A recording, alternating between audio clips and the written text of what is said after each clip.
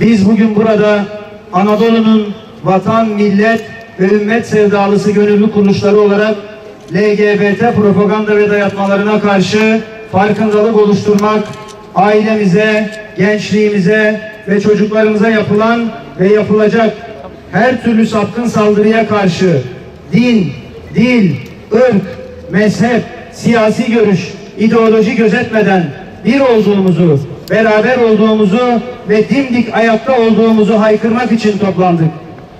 Bizler bugün gençlerimizin ahlakını, ailemizin dini ve geleneksel kodlarını bozmak için her türlü yolu meşru gören bozuk zihniyete dur demek için bir araya geldik.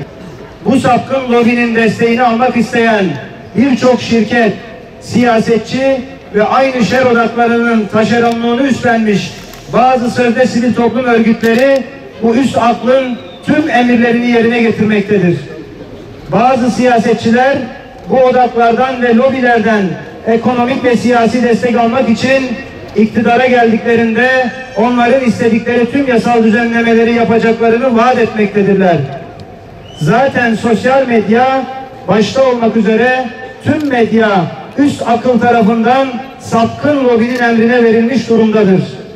Aileyi bozmaya yönelik diziler, halk arasında kadın programları adıyla bilinen ifsat programları ve internet sitelerinde ve sinema portallarında yayınlanan filmler ve hatta masum yavrularımızın izlediği bazı çizgi filmler ve programlar adeta cinsiyetsiz toplum oluşturmayı hedefleyen sapkın lobi tarafından hazırlanıp ortaya konmaktadır. İstanbul Sözleşmesi, SEDAV ve Lanzarote Anlaşması gibi eşcinselliği meşrulaştırmayı hedefleyen bazı sözleşmelerin gerçek amacı insanlık fıtratını kaybetmemiş onurlu insanlar tarafından deşifre edilince bu sapkın lobi ve onların uşakları nefretle saldırıya geçtiler. Meydanlarda bedenlerini hayasızca sergilediler ve toplumu bozmak için her türlü onursuzluğa imza attılar.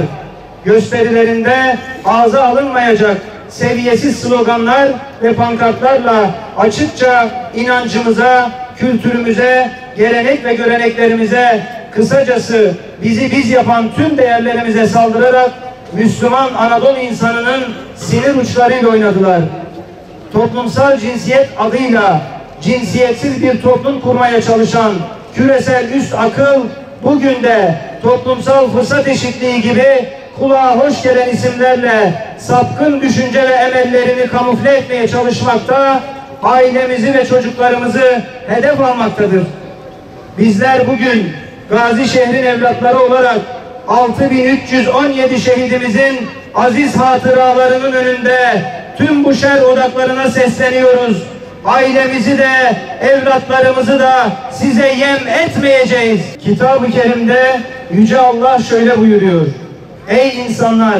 Sizi bir erkek ve bir kadından yarattık.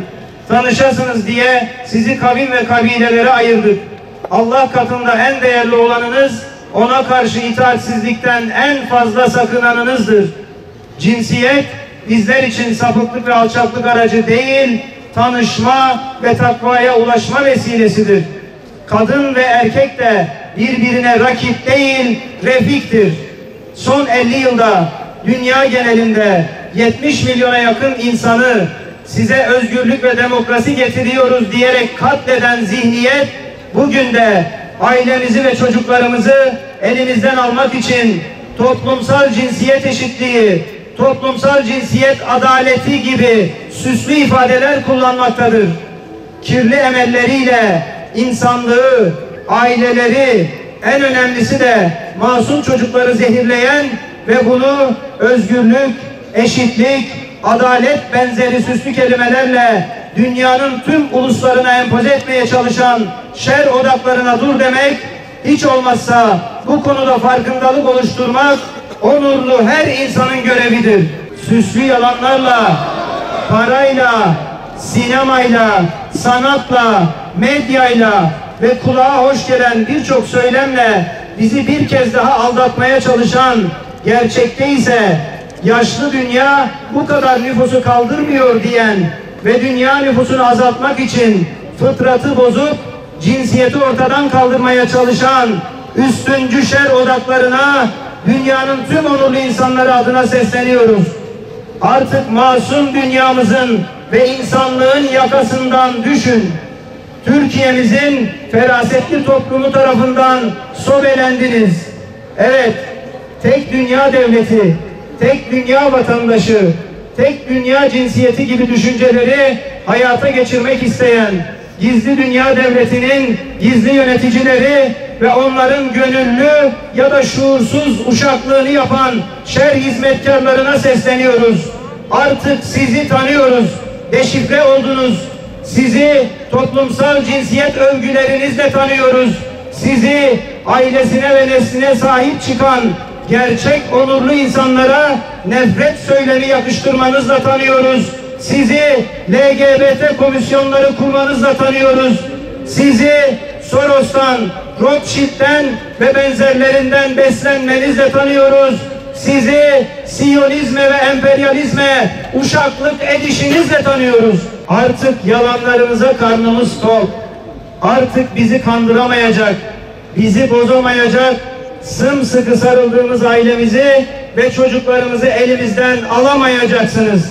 Şehrimizden, ülkemizden ve dünyamızdan defolup gideceksiniz. Şer odaklarından kaynaklı bu tehlikelerin farkına varan Polonya, Bulgaristan, Macaristan, İngiltere, Ermenistan ve Ukrayna gibi ülkeler İstanbul Sözleşmesi ve toplumsal cinsiyet eşitliğini ideolojik bir saldırı olarak görüp tüm bu sözleşmeleri ve sözleşmelerden kaynaklı yasaları ya hiç uygulamadılar ya da geri çekildiler.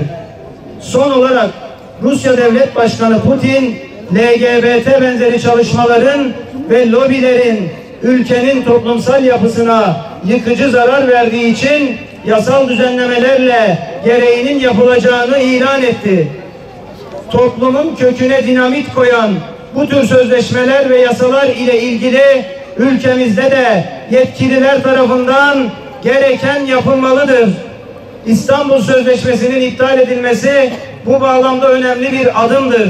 Ancak sözleşmenin gereği olarak çıkarılmış olan ve adeta aileyi yıkmayı hedefleyen 6284 sayılı yasa ve benzeri yasalar hala yürürlüktedir. Gezi olaylarını organize eden zihniyet neyse, 6-8 Ekim olaylarının arkasındaki güçler kimse, 15 Temmuz hain darbe girişiminin plancıları, uygulayıcıları ve destekçileri hangi odaklarsa ülkemizde LGBT lobisini yürüten, ailemizi ve çocuklarımızı elimizden almaya çalışan şer odakları da aynıdır.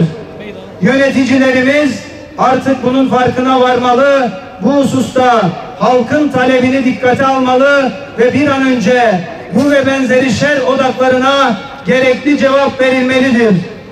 Türkiye'mizin toplumu dinine, diyanetine, gelenek ve göreneklerine bağlı mütedeyyin bir toplumdur. Bunu bozmaya ve ailemizi yıkmaya yönelik yasalar gözden geçirilmeli, ailemizi ve çocuklarımızı her türlü tehlikeden koruyacak, toplumun benimseyeceği, özümseyeceği, aile ve nesil emniyetini sağlayacak, fıtrata uygun yasal ve anayasal düzenlemeler bir an önce yapılmalıdır.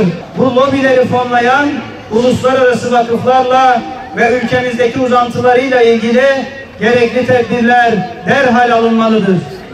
Ailemize, gençlerimize ve çocuklarımıza dizilerde, filmlerde, yarışma programlarında, hatta çizgi filmlerde, kısacası her türlü medya organında sapkın LGBT bireyleri izlettirilip sapkınlık meşrulaştırılırken Rütük bunları seyretmemeli, gerekeni yapmalıdır. Evlatlarımızı emanet ettiğimiz eğitim kurumları küresel güçlerin finanse ettiği cinsiyetsiz, ailesiz, sapkın zihniyetin toplumsal cinsiyet eşitliği veya toplumsal cinsiyet adaleti gibi isimlerle süslenip körpe beyinlere yerleştirildiği yerler olmamalıdır. Gözümüzden bile esirgediğimiz çocuklarımızı teslim ettiğimiz Milli Eğitim Bakanlığı, milli ve manevi değerlerimizi önceleyen, bizi biz yapan, kendi değerlerimizle bezenmiş yerli ve milli bir müfredatı derhal hazırlamalıdır. Biz Gaziantep Gönüllü Kuruluşları 1000 yıl İslam'ın sancaktarlığını yapmış ve 72 milleti bir arada huzur içinde yaşatmış büyük bir medeniyetin varisleri olarak ailemizi, neslimizi, ahlak ve maneviyatımızı, birlik ve beraberliğimizi bozmayı hedefleyen, kökü ister içeride ister dışarıda olsun, adı ister parti, ister dernek, isterse vakıf olsun, tüm şer odaklarıyla din, dil, ırk, mezhep, siyasi görüş, ideoloji gözetmeden birlik ve beraberlik içinde mücadele etmeye, vatanımız ve milletimiz, izzet ve şerefimiz gibi mukaddes bildiğimiz ailemize ve evlatlarımıza ne olursa olsun sahip çıkmaya devam edeceğiz. Tüm yetkilileri de üzerlerine düşeni yapmaya, ülkemizi ve dünyayı saran tehlikenin farkında olan ve dünyaya uyanın diye haykıran Anadolu'nun ferasetli halkından yükselen bu sesi duyup taleplerimizi yerine getirmeye davet ediyoruz. Bunlarla birlikte ülkemizde uyguladığı bu sapkın oyunu bozuncaya kadar hareketimiz, eylemlerimiz, yürüyüşlerimiz, açıklamalarımız devam edecek. Hazreti Havva annemiz insanlığın ilk annesi gibi bir aile inşa edebilmeyi bizlere lütfeyle. Yusuflar yetiştirebilmeyi bizlere nasip eyle. Cennet yuvalarını inşa edebilmeyi bize nasip eyle ya Rabbi.